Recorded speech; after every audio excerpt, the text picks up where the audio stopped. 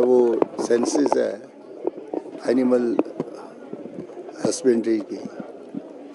और ये जो है वो जो हमारे कैटल हैं, पशुधन है, उसकी सेंसस जो है वो सारे हिंदुस्तान में चल रही है।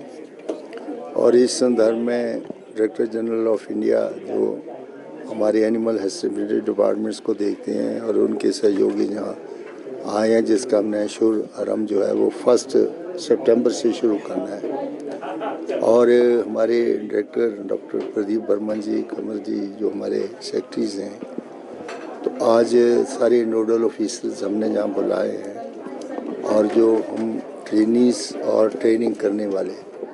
उनको जो है वो प्रशिक्षण दिया जाएगा कि डिजिटल जो है वो जो उनकी ऐप है उसके ऊपर हर परिवार का जो है वो डिटेल्स जो है वो एनिमल जो उन्होंने रखे हैं उसकी सेंसस होगी। और इस जनगणना से जो है वो हमारा पशुधन कितना है, कितने दूध वाले एनिमल्स हैं, कितने स्क्रैप एनिमल्स हैं, हमारा ऑक्यूपेशन स्ट्रक्चर कितना है, लोगों के रोटी रोज़ी इससे चलती है। और हमें परफेक्ट डाटा जो है वो अपनी स्टेट का भी मिलेगा और सारे हिंदुस्तान का डाटा हमें इसके ऊपर जो है मिल जाएगा, जिससे आगे की जो प्लानिंग है, जो नीति निर्धारित करनी है और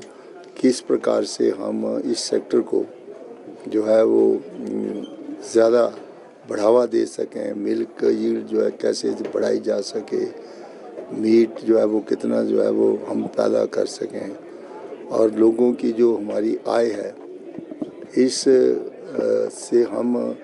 कितना इजाफा कर सकते हैं, ऐसे दूध बेच करके, और इस तरह से जो हमारे गुड्स हैं, वूल है, तो एक बड़ा इंटेंसिव प्रोग्रामिंग जो है वो आगे के लिए प्लानिंग के लिए ज़रूरी डाटा है। तो ये जो हमने हर घर जा कर के, हर एक गौशाला में भी जा कर के हम इसको सेंसस को चेक करेंगे कि जो कुछ कहा जा रहा है वो वास्तविक है या हवा में है। सही, लोगों की जो निर्भरता कम होती जा रही है धीरे धीरे पशुओं के ऊपर। कहते हैं कि ये एक सबसे बड़ा ऑक्यूपेशन स्ट्रक्चर है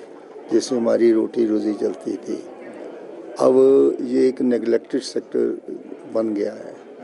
जैसे हमारे इम्प्रूव्ड कैटल होंगे, उनका स्वास्थ्य अच्छा होगा, अगर उनकी हेल्थ अच्छी होगी, तो ये सारी चीज़ें जब हमारे पास परफेक्ट डाटा होगा तो उससे हमें पता चल जाएगा कि हमारा जो मल्च कैटल है, दूध देने वाले पशु बड़े हैं या कम हुए हैं, मिल्क की यील्ड बढ़ी है या कम हुई है। ऐसे कहा गया है कि दुनिया का सबसे ज़्यादा पशुधन जो है वो तो हिंदुस्तान में ही है। तो मैं इसलिए कहना चाहता हूँ कि इसका जो हम ये सेंसस करेंगे, ये पूरी डिटेल सेंसस होगी और 100% परफेक्ट सेंसस होनी चाहिए, जिससे कि आगे की प्लानिंग एंड प्रोग्राम जो है वो ठीक बन सके। सर 2019 में जो गणना हुई थी उसके मुताबिक कितने जो थे पशु थे, और अब क्या उम्मीद लग रही है कि 1919 की जो जनगणना हुई, जैसे कि हमारे डॉक्टर साहब करेंगे कि 2019 की जो 44 लाख पशुधन लाइफ। हर 5 साल के बाद हम देखते हैं कि इसमें बढ़ोतरी हुई है या कमी हुई है, और इसमें मिल्क की यील्ड बढ़ी है या कम हुई है, ये सारा डाटा उसी में। तो सर, सरकारों को थोड़ी सब्सिडी या मार्केट की तरफ ध्यान देना चाहिए, केंद्र सरकार और प्रदेश सरकार को, आप लग रहा है किसानों की सहायता के लिए पशुपालकों। देखिए, इस सब्सिडी तो एक अलग से विषय है, लेकिन पहले हम सेंसस करेंगे, हम देखेंगे कि